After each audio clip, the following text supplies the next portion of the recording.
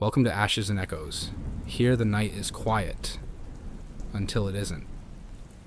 Each story drifts between shadow and silence, unsettling enough to linger, but soothing enough to carry you into sleep. So dim the lights, settle in, and let your thoughts fade. Because tonight, and every night, you'll hear echoes of stories meant to haunt softly. Now, close your eyes and listen. I was 17 the night it happened, old enough to feel grown, still young enough to make dumb decisions. Our house sat on the edge of a thin stretch of woods, not deep enough to be a forest, but plenty thick to hide things. We had neighbors, but not close ones. Half an acre in between, with long driveways that disappeared into shadows. My parents had gone on a last-minute trip, some weekend getaway. I stayed behind because I was working late shifts at the diner, and honestly, I just liked being home alone. There was something about the quiet hum of an empty house that made me feel like I had control over everything. No chores being shouted at me, no siblings barging in, just me and my music. It was late, close to midnight. I'd already locked up, drawn the blinds, and settled in the living room with a bowl of popcorn and a scary movie marathon. It felt cliché, but I liked it. Rain was tapping the windows, steady, almost soothing. The glow of the TV filled the whole room, washing everything in flickering light. That's when I heard it. At first, I thought it was part of the movie. A faint scrape, like nails dragging along wood. But when I muted the TV, the sound continued. Skirk! Skirk! It was coming from the back of the house. Now we had an old deck out back, the kind with warped boards that creaked if you so much as breathed on them. My stomach tightened. I set the bowl aside and sat very still, listening. Another scrape, followed by a hollow thump, like someone testing weight on the deck rail. My first thought was raccoon. We'd had them before, and they weren't shy about trying to get into the trash cans. I wanted to believe it was a raccoon. My second thought was worse. Someone out there in the rain, standing just beyond the glass. I crept into the kitchen, which overlooked the deck. The blinds there were shut, but the motion sensor light had clicked on outside, casting long shadows across the slats. Something shifted, slow and deliberate, blocking part of the light. Someone was standing right outside my kitchen window. I held my breath. The silhouette didn't move much, just tilted forward like whoever it was trying to listen. I backed away, keeping low, heart pounding so hard I could feel it in my teeth. My phone was in the living room. I cursed myself for leaving it there. Every step back toward the couch felt like it would betray me, like the sound of my socks on the tile would scream. When I finally reached the phone, I grabbed it fast and dropped behind the arm of the couch. I dialed 911 with shaking fingers. The operator answered, calm, steady, asking me what my emergency was. "There's someone on my deck," I whispered. "They're at the window." She told me to stay on the line, to stay calm. Officers were already on their way. That should have been comforting, but it only reminded me how much time stretched between now and then. And that's when the scraping started again. Only this time, it was at the glass. I peeked around the couch, toward the kitchen. Through the small crack in the blinds, I could see the shape of a face pressed close to the window. Too close. A smear of pale skin, rain dripping down. The figure tilted its head, slow, unnatural, like it was trying to see through the tiny slats. The operator's voice faded as every sound in the house magnified. The ticking clock, the hum of the fridge, my ragged breathing. Then, tap, tap, tap, knuckles rapping against the glass. Not hard enough to break it, not loud enough to be mistaken for anything else. It was deliberate, a greeting. My throat closed up. "He's knocking on the window," I whispered into the phone. The tapping stopped. Silence swallowed everything. I couldn't see him anymore. The silhouette had vanished. The motion light outside flicked off, plunging the backyard into darkness. For a moment, I almost convinced myself he'd gone. Maybe he realized the house wasn't worth it. Maybe he was some drunk neighbor who'd wandered off. Then the floorboards above me groaned. I froze. We didn't have anyone upstairs. No one was supposed to be up there. The sound was slow, deliberate steps, one after another, across my parents' bedroom. "He's inside," I choked out. "He's upstairs." The operator told me not to move. That help was close. I wanted to believe her, but I couldn't stop staring up at the ceiling, listening as those heavy steps creaked across the boards directly above me. Then silence. I thought maybe he'd stopped. Maybe he was waiting. My skin crawled at the idea of him standing perfectly still, just listening. The next sound came from the staircase, the soft squeal of the banister as weight leaned against it. My vision tunneled. I crawled behind the couch, clutching the phone so hard my knuckles ached. The steps started again, coming down the stairs this time. Slow, unhurried. Whoever this was wasn't rushing. He wanted me to hear him. Halfway down, the footsteps stopped. A pause. Then, "I see you." The voice was deep, gravelly, but calm, like he was talking to a child. My chest squeezed tight. I wanted to scream. I wanted to bolt out the front door, but my legs wouldn't work. The operator was still talking in my ear, telling me to stay calm, that the officers were pulling up. A knock at the door. Not from outside, from inside the living room closet. 3 sharp raps, inches from where I crouched. That's when my survival instincts finally kicked in. I dropped the phone and sprinted for the front door, not caring how much noise I made. I yanked it open and bolted barefoot into the rain. Blue and red lights were just pulling into the driveway, tires hissing on wet pavement. The officers ran toward me, shouting. I turned back once, just long enough to see the blinds in the living room window tilt open. For the briefest moment, a pale face stared out at me. Then it vanished into the dark. The police searched the house, top to bottom. They didn't find anyone. No forced entry, no footprints on the deck, nothing. The only sign that anything had happened was the condensation on the inside of the living room window, shaped like the faint impression of a hand. They told me it might have been nerves, that maybe I'd imagined parts of it. But I know what I heard. I know what I saw. I stayed at a friend's house until my parents got back.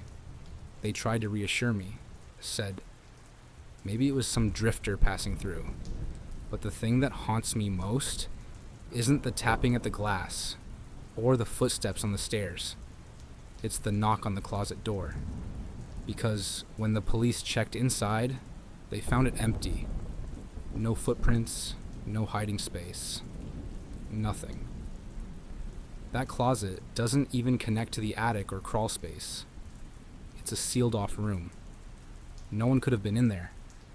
And yet, I still hear those 3 raps when the house gets too quiet. I've always had trouble falling asleep without some kind of background noise. Ever since I was a kid, silence felt heavier than sound. My parents used to leave an old radio in my room tuned to some late-night station, voices and music drifting like ghosts. By the time I was a teenager, that radio had become a permanent fixture. It wasn't anything special. A little box with a cracked dial, the antenna bent halfway down. It barely pulled stations anymore, but it hummed with static. And that was enough. When the static filled the room, I could finally close my eyes. The night it happened, I'd just gotten home from a closing shift. It was late, well past midnight. My parents were asleep. The house was dark, except for the faint glow of the kitchen nightlight. I shuffled upstairs, kicked off my shoes, and turned the dial on the radio until that familiar hiss filled the air. I lay down, staring at the ceiling, trying to let the static drown out the thoughts in my head. That's when I heard it. A voice. Not clear, not a broadcast. More like a whisper, riding the current of a white noise. At first, I thought it was my brain making patterns, the way people hear music in rainfall, or voices in fans. But then it came again, cutting through the static like someone leaning close to the mic. Hello. The word was faint, but sharp enough that my eyes snapped open. I sat up, stared at the radio.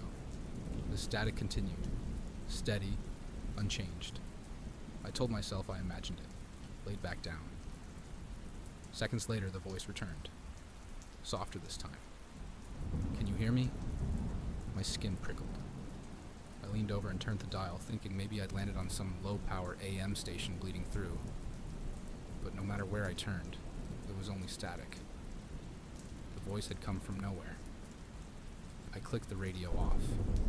The room went silent. And then, through the silence, I heard it again. Don't turn me off. This time it wasn't through the speaker. It was in the room. My chest tightened. I fumbled to switch the radio back on, and static filled the air again. For a moment, nothing. Then the voice returned. Calm, almost pleased. Better. I sat frozen, staring at the box. My brain scrambled for explanations. Maybe interference, maybe someone nearby with equipment. I wanted it to be explainable. Anything but what it sounded like. A person using my static as a doorway. What do you want? I whispered. There was a pause, like the voice was considering. Then, company. I felt the weight of the words sink into the room. It wasn't threatening, not exactly, but it was wrong. I reached for my phone, thought about calling someone, anyone, but the voice cut in again, sharper this time. Don't leave. My hand froze over the screen. The static grew louder, like the volume knob had been turned without me touching it. Beneath the hiss, more whispers layered in. Dozens of them, overlapping, impossible to separate. A chorus of broken syllables, as if every voice in the world was trying to speak at once, through the same crack in the air. And then, cutting through them all, Luke. My name. Clear. Precise. I hadn't told it my name. The chorus hushed. Only the one voice remained. It laughed, low and rasping, like dry leaves stirred by wind. You listen every night, it said. You let me in.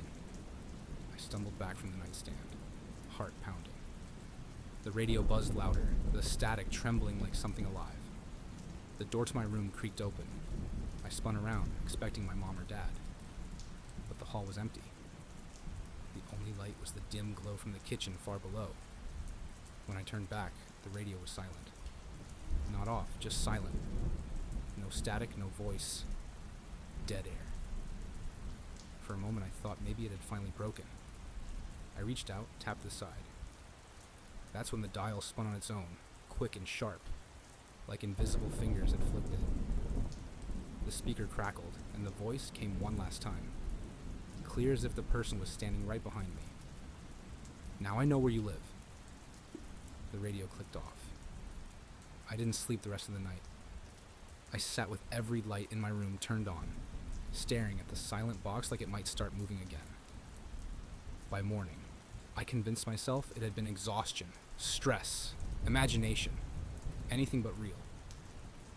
But later that day, as I left for work, I noticed something carved into the wood of the doorframe. 3 letters, shallow but deliberate. L-U-K. Not finished, not quite my full name. Just enough to prove I hadn't been imagining it. I threw the radio out that evening, smashed it to pieces before tossing it in the bin. But sometimes, late at night, when the house is too quiet, I swear I still hear static bleeding through the silence, and sometimes in the static, the start of a word. My name. When I was a kid, the basement of our house always unsettled me. It wasn't finished. Just a low ceiling, bare concrete, and the smell of dust and damp wood. The kind of place where every noise echoed too long, and every shadow seemed to stretch farther than it should. My parents use it mostly for storage. Boxes stacked high, old furniture draped in sheets. I only went down there when I had to, usually to fetch something Mom needed. The light switch was at the top of the stairs, and a single bulb dangled in the center of the ceiling. You could see almost the whole room from the steps. Almost, but the corners stayed dark, no matter how bright the bulb burned. The night it happened, I was 17. Home alone again. My parents were at my aunt's for the weekend, and I'd been tasked with holding down the fort. I didn't mind. The house felt safe, familiar, and I liked the quiet. Around midnight, as I sat in the living room scrolling on my phone, I heard it. A click. I froze. The sound was unmistakable. The chain of the basement light being pulled. Our basement light only worked one way. You had to flip the switch at the top of the stairs, then pull the chain on the bulb if you wanted it off while down there. But no one was downstairs. I hadn't been down all day. Still, when I got up and walked over, I saw it with my own eyes. Through the narrow gap of the basement door, a line of light glowed up the stairwell. The bulb was on. I tried to laugh it off. Maybe I'd left it on earlier without realizing. Maybe Mom had left it on before they left. But even as I tried to reason with myself, I knew the truth. I hadn't been down there in days. I opened the door, the hinges groaning softly, and peered down the steps. The bulb swayed. Not much, just a slow, lazy motion, like someone had brushed past it seconds before. The shadows on the walls shifted with it. "Hello," I called. My voice sounded small, fragile against the hum of the bulb. No answer came, only the faint settling of the house and the drip of something down in the dark. I should have shut the door and walked away, but something in me needed to know, needed proof that I wasn't imagining it. I stepped down, one slow foot at a time, until I reached the concrete floor. The bulb above me hummed faintly, its light pooling weakly on the ground.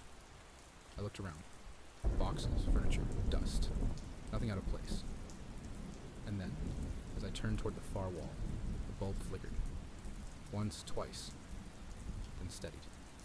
In the brief dark, I thought I saw it. A figure, standing in the corner. Too tall, its head nearly brushing the beams of the low ceiling. It didn't move. Didn't breathe. And when the light steadied, the corner was empty.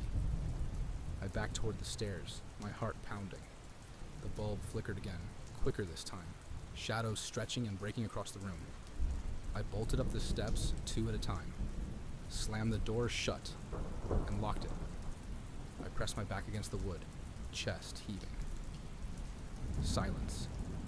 Then, another click, the sound of the chain being pulled again. The light had been turned off. I didn't sleep that night. Every time the house creaked, I thought it was the basement door opening. I sat in the living room with every lamp on, watching the shadows crawl. By morning, I convinced myself it was just my nerves. Maybe a draft had moved the bulb. Maybe the wiring had glitched. I even opened the basement door in daylight to prove to myself it was fine. The bulb hung steady, and the corners looked harmless, with the sun spilling in through the narrow window. But that night, just as I was drifting to sleep, I heard it again. Click. The basement light turning on. I sat up, my throat tight. From my bedroom at the top of the stairs, I could see the faint glow leaking under the basement door. It was brighter in the dark than it had been the night before, a sickly yellow halo against the wood. Then came footsteps. Slow, deliberate, like climbing the stairs one at a time. They stopped just short of the door. I couldn't breathe. I stared at the line of light under the frame, waiting for the shadow of feet to break it. Nothing moved. And then, soft as a whisper, 3 knocks. Not loud, not angry, just patient. 1, 2, 3. I didn't answer. I couldn't. The knocks came again. 3 more, perfectly spaced. Then silence. I don't remember falling asleep, but somehow the morning came. The basement light was off again. The door was closed. No sign anyone had been there. The next weekend, when my parents were home, I finally told them. My dad frowned, went downstairs with a flashlight, and checked every corner. He found nothing. But when he came back up, he looked uneasy. "What's wrong?" I asked. He hesitated, then said, "You know this isn't the first time." It turned out both my parents had heard things over the years. My mom had sworn she'd heard footsteps once while doing laundry. My dad had found the light on more than once, swaying like someone had just brushed past it. But neither of them ever told me. They didn't want me scared of the house. That night, we kept the basement door shut tight, but as I lay in bed, I couldn't stop listening. Around midnight, faint but clear, the sound came again. Click. The basement light had turned on. Only this time, I wasn't alone in hearing it. Down the hall, I heard my mom's voice tremble as she called my dad's name. My dad's footsteps hurried toward the stairs. I lay frozen, staring at my ceiling as the house seemed to hold its breath. Then I heard him swear under his breath. The light wasn't just on. It was pulsing. Bright, then dim. Bright, then dim. Like it was breathing. We don't use the basement anymore. The door stays locked, and Dad screwed the chain off the bulb so it can't be pulled. But sometimes, even through the wood, I still hear it. A faint hum. A slow flicker. And every so often, 3 patient knocks. I used to walk home late at night. Not because I liked it, but because I didn't have a car, and the bus stopped running by the time my shift ended. It was a small town, quiet and spread out, with long roads that cut through empty fields and clusters of trees. The walk usually took me 40 minutes, and most nights, nothing ever happened. Most nights, this one started like any other. My shift ended at midnight, and I stepped out into the cool air, parking lot already half dark. I pulled my jacket tight and started down the familiar stretch of road, headphones in, music low enough to hear if a car came up behind me. The road was deserted. No headlights, no voices, just the steady crunch of gravel under my shoes. The moon hung low, and the fields on either side swayed with tall grass. 10 minutes in, I saw him. At first, just a shape ahead, on the shoulder of the road. A man, standing still, facing the field. I thought maybe he was a farmer checking his land, but as I got closer, I noticed he wasn't moving. Just standing. I pulled my headphones out, the music cutting off. The only sound was the wind pushing through the grass. Hey, I called. My voice felt too loud. The man didn't answer. As I passed, I kept my distance, moving to the far edge of the road.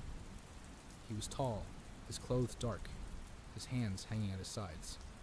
His head turned slightly as I went by, just enough for me to feel his gaze. I quickened my pace, heart thudding. I didn't look back, but after a minute I heard footsteps. Slow at first, then steady, matching mine. I turned. He was walking now, not fast, not running, just walking in my direction. His face was shadowed, but I could see enough. His head tilted as if studying me, his movements deliberate, unhurried. I swallowed hard and kept moving faster now. The road stretched long and empty. No houses, no cars. Just me and him.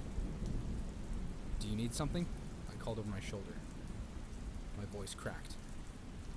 He didn't answer. The footsteps continued. I started to jog, the strap of my bag bouncing against my hip. The sound of his steps didn't fade. I glanced back again. He was still walking, but somehow he hadn't fallen behind.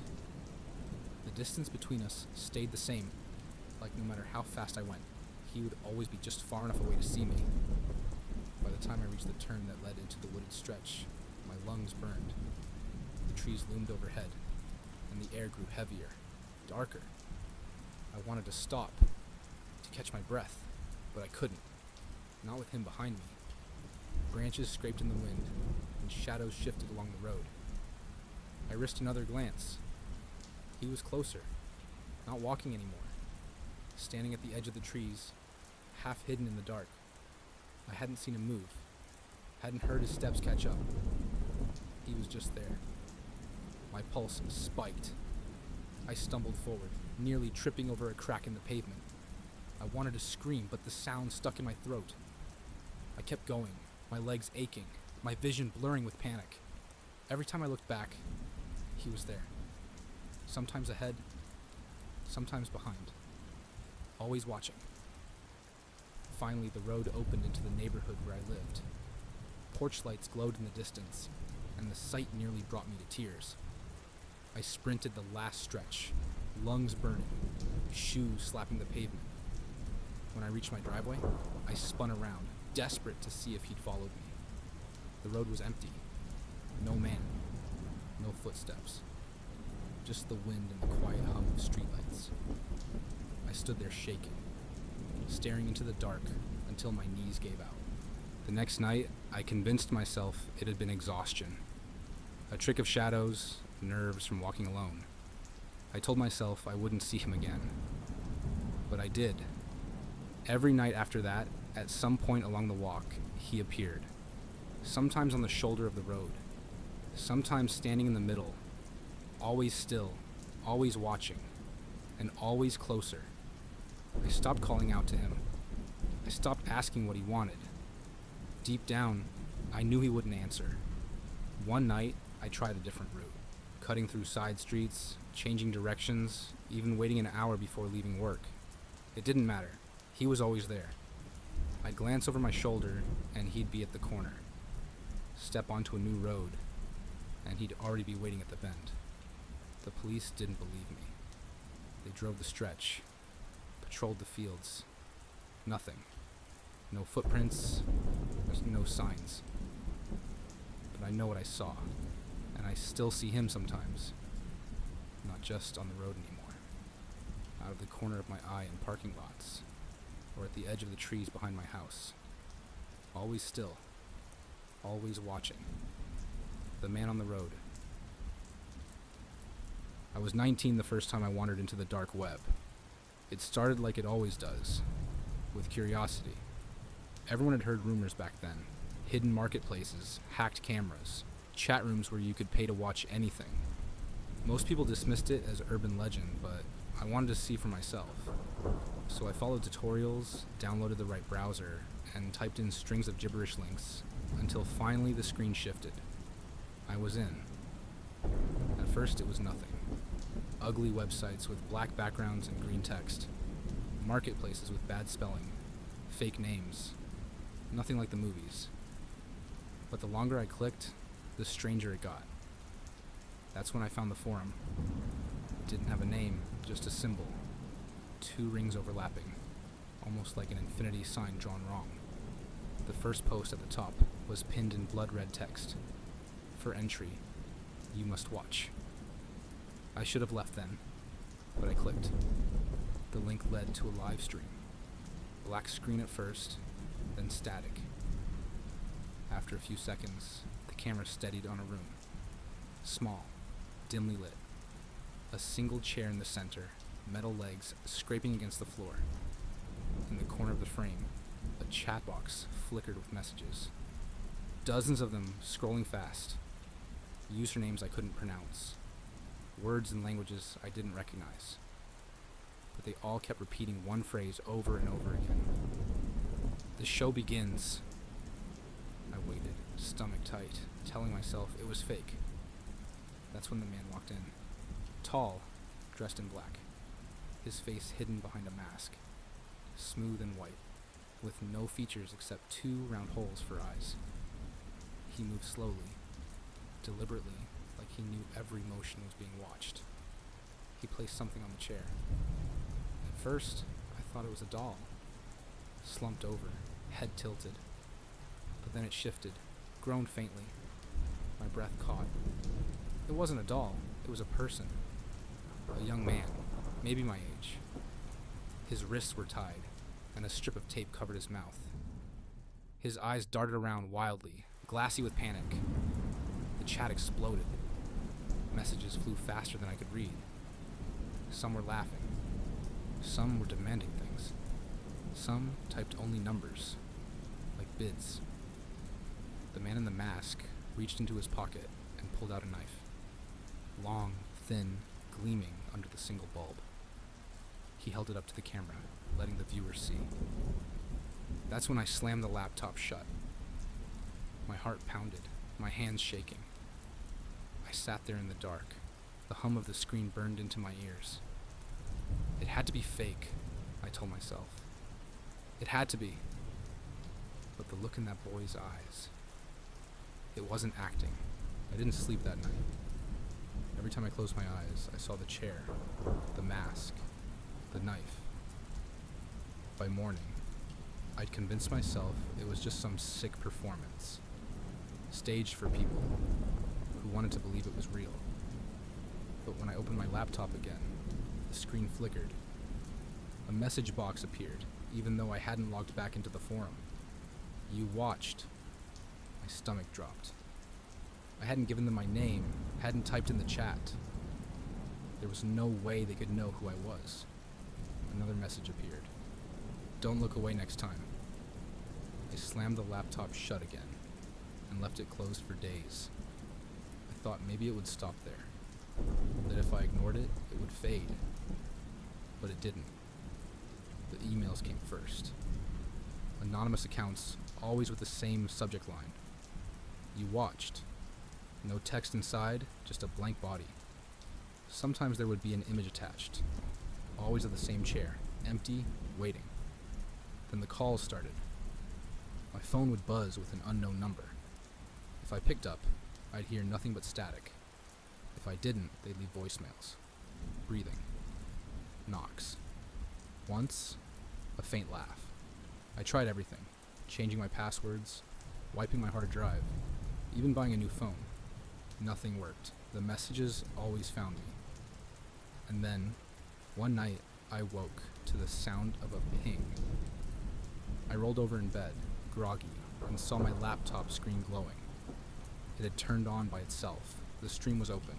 The masked man stood in the center of the room. The chair was empty. Slowly, he turned toward the camera. Toward me.